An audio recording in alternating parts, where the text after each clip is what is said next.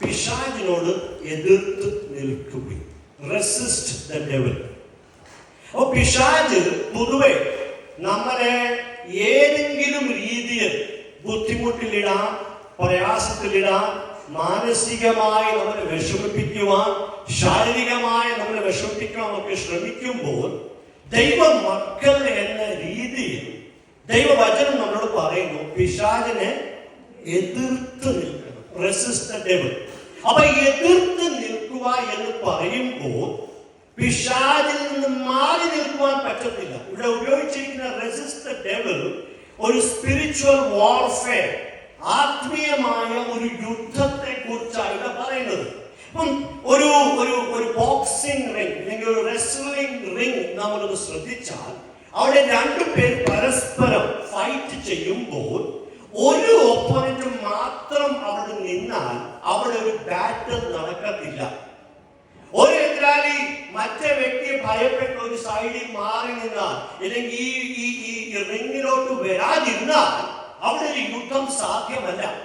അപ്പൊ അതിന്റെ അർത്ഥം ഈ വ്യക്തിയെ എതിർക്കുവാൻ തക്കവണ്ണം, റെസിസ്റ്റ് ചെയ്യുവാൻ തക്കവണ്ണം മറ്റേ വ്യക്തിക്ക് കഴിവില്ലാത്തത് കൊണ്ട് ആ വ്യക്തി മാറി നിൽക്കുന്നു, പേടിച്ച് ഭയപ്പെട്ട് നിൽക്കുന്നു. ഇവിടെ എഴുതിയിരിക്കുന്ന അതല്ല. പേടിച്ച് മാറി നിൽക്കുവാനല്ല പറഞ്ഞത്, ഭയന്ന് റിങ്ങിൽ വരാതിരിക്കുവാനല്ല പറഞ്ഞത്. യുദ്ധക്കലത്ത് റിങ്ങിൽ നിൽക്കുമ്പോൾ തന്നെ പിശാചിനെ എതിർത്ത് നിൽക്കണം. അപ്പൊ അവിടെ ആത്മീയ യുദ്ധത്തിന്റെ കാര്യമാണ് എഴുതിയിരിക്കുന്നത്. അപ്പൊ ഹൗ ടു ഡു ദാറ്റ്, എങ്ങനെ എതിർത്ത് നിൽക്കണം എന്ന് തിരുവചനത്തിൽ നമ്മൾ ആദ്യം വായിച്ച ഭാഗം, യാക്കോബിന്റെ സുവിശേഷം 4-ാം അധ്യായം 7 മുതലുള്ള വാക്യത്തിൽ എങ്ങനെ എതിർത്ത് നിൽക്കണം എന്ന് 4 കാര്യങ്ങൾ അവിടെ പറയുന്നത്. അപ്പോസ്തലനായ പത്രോസ് എഴുതിയ 1-ാം ലേഖനം 5-ാം അധ്യായത്തിൽ നമ്മൾ പഠിക്കുമ്പോൾ എന്തിന് എതിർത്ത് നിൽക്കണം എന്ന് 2 കാര്യം. 2 കാര്യങ്ങൾ നമ്മൾ ചിന്തിക്കുന്നത്. എങ്ങനെ എതിർത്ത് നിൽക്കണം, how to resist the devil. അപ്പൊ നമുക്കറിയാം, ഞാൻ ഒന്നുകൂടെ ആ എക്സാമ്പിളിലേക്ക് പോകുന്നു.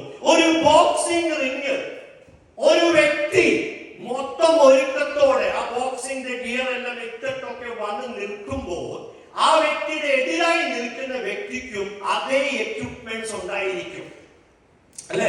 ബോക്സിംഗ് ഗ്ലവ്സ് ഉണ്ടായിരിക്കും, ഹെൽമെറ്റ് ഒക്കെ ഉണ്ടായിരിക്കും, ബോഡിക്ക് ആവശ്യമായ പ്രൊട്ടക്ഷൻ. ബോക്സിംഗ് ഒക്കെ കണ്ടിട്ടുണ്ടെങ്കിൽ അറിയാം, അവർക്ക് പല്ല് പൊട്ടാതിരിക്കാൻ വേണ്ടി അവരുടെ വായിൽ ആ ഒരു ടൂത്ത് കവർ കൊടുക്കും. അതെല്ലാം അവർക്ക് നൽകും. അവർ ഈ ബോക്സിംഗ് തുടങ്ങുന്ന മുമ്പേ തന്നെ റെഫറി അതെല്ലാം ചെക്ക് ചെയ്യും.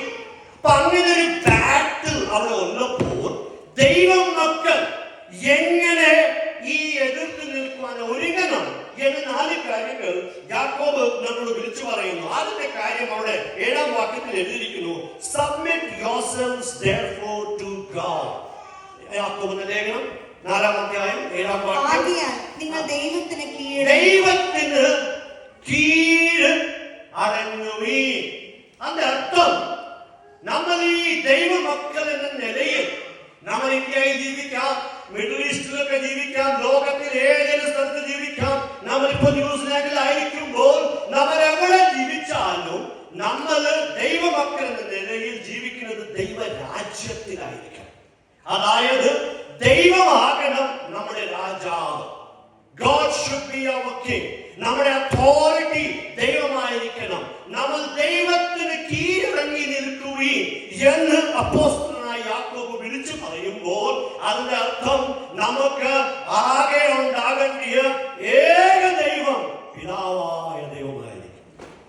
We need to submit ourselves. We need to surrender ourselves. അപ്പോൾ ദൈവത്തോട്